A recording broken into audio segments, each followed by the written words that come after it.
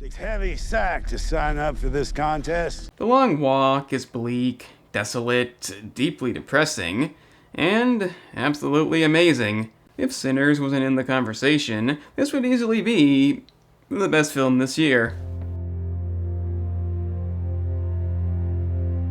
Yes, even 28 years later doesn't have the same impact as The Long Walk. Positively shocking. Bold claim, yeah, but I can confidently say the first thing Stephen King ever thought up makes for a movie that tops almost anything this year. I know Carrie was the first novel published, but this was the first one he wrote, and the thing that makes it so good is the breakdown of human will and the way it's perceived. It's a build-up, and you feel that build-up, it's done masterfully, and by the end it's hard not to feel anything, as it pulls no punches getting there. Taking place in a dystopian America, ruled by a totalitarian regime, a walking contest known as the Long Walk is held annually, granting the winner, the person who lasts the longest, anything they desire. The catch is, failing to keep up means execution, and to those not familiar with the novel, that's in the fine print. It's not some kind of well-worded trick. The society they live in led them to sign up for this, and as we know, that's way more effective.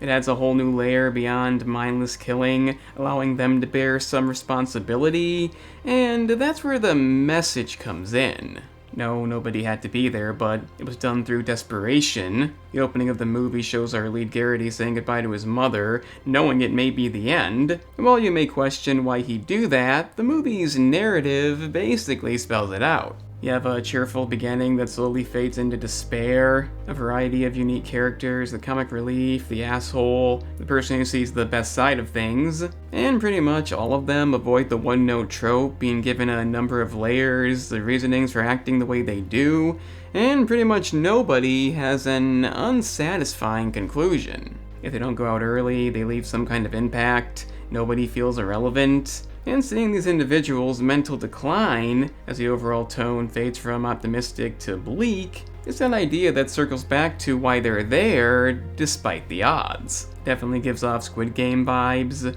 and the reason episode 2 was so important despite being kind of dull, if done correctly, it leads to cinematic moments and devastating scenes that are brilliantly portrayed in this movie. You don't know how anything's gonna turn out, you're commonly blindsided, and when you have a diverse cast of likable characters, none of these moments go down easy. Ben Wang gives Olsen a comedic vibe that's actually funny despite the situation. Even when you think he's out, his potential wish for 10 women adds on a lot of humor, and at that moment in the movie, it's an impressive feat. At some point, you think the asshole is just the asshole, but even he has layers, a vulnerable side that eventually comes through in a way you can believe, and David Jonsson as McVrees nails the optimistic tone. He's so likable yet mysterious, even his scar leaves you wondering, will it mean something? And when you eventually find out, it adds a whole new layer. The way he never wants anybody to lose, even though almost everyone has to, emphasizing living in the moment, focusing on the next step, and that's needed for any bleak narrative. His poetic line says it all. What, walk me a while? Yeah, I do, Pete. And you may be wondering, does the lead Garrett hold up? I'd say hell yeah. In fact, he emphasizes everything great about this, justifying entering despite leaving somebody behind. There's a nice twist thrown in involving his motivations. His reasoning for being there is completely unexpected, so I'd say he's a lead that holds a lot of it together. There's one scene at night when you keep hearing the warnings going off, waiting for somebody to drop.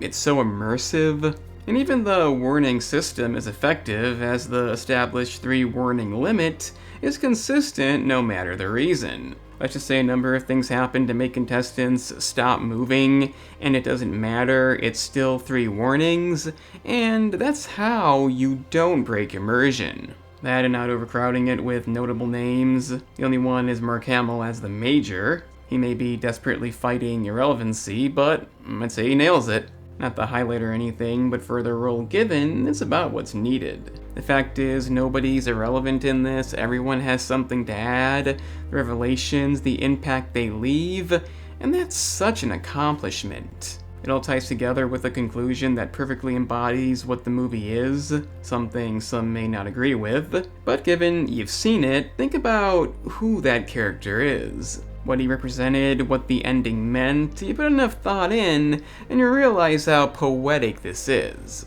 The way I see it, it's perfect. That's the face of it. Very little room for improvement, exactly what it promises. It's a movie of the year contender, slightly outdone, but that's definitely not bad. So let me know what you thought about The Long Walk down in the comments. If you enjoyed the video, please share it. The like button is an option too, along with subscribing. And make sure you actually hit the bell. I'm not being patronizing. YouTube very likely won't automatically show you anything. So now, it's kind of imperative.